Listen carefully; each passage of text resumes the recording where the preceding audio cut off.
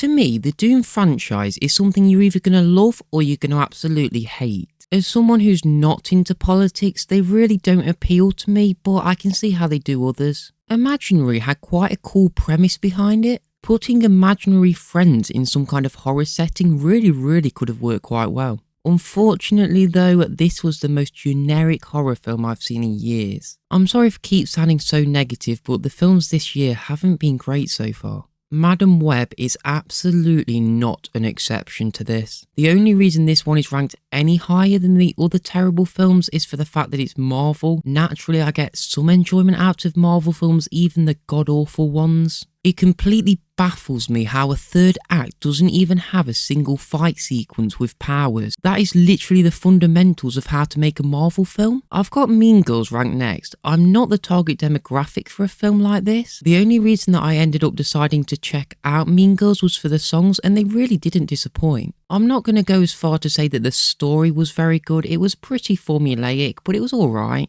I've got Ghostbusters Frozen Empire next, and bear in mind this is a massive gap from the other films in this video. I had a great time with this film. The arc that they took Phoebe on was really strong and it resonated with me personally on a personal level. I like what they did with the legacy characters too. Not all of them got that much to do, but there were a couple of characters which were along for the whole adventure, which I really appreciated. Continuing on with March films, which I really enjoyed, is Godzilla x Kong. This film was bashed by critics. Critics really didn't like it for some reason, but I don't know how you can't enjoy two titans battling out other titans on the big screen. When you've got King Kong and Godzilla fighting Shimu and Scar King, it's really hard to mess that up. Up next is Orion and the Dark, a beautiful animated film that came out of nowhere. This is one of the straightest streaming DreamWorks movies, but one of the much better ones. I'm not sure if anyone else feels this way, but I got Inside Out vibes a lot from this film. I really did appreciate the themes of anxiety told in this as well. Overall, it was a beautiful film. Coming in first place, this was tricky. I did nearly have Orion in the Dark in first, but in the end I settled on Kung Fu Panda 4. I completely understand that this film isn't beloved by many fans, but I am not the biggest Kung Fu Panda fan. I do enjoy Kung Fu Panda 3, but I'm not the biggest fan of the other two. For me going into this, I was just looking to be entertained, and I was very entertained. The only drawback I do have is DreamWorks not bringing back some of the voice actors. I do understand that this is because Kung Fu Panda 4 is the cheapest of the quadrilogy, but I do think going forward they need to bring back the voice actors.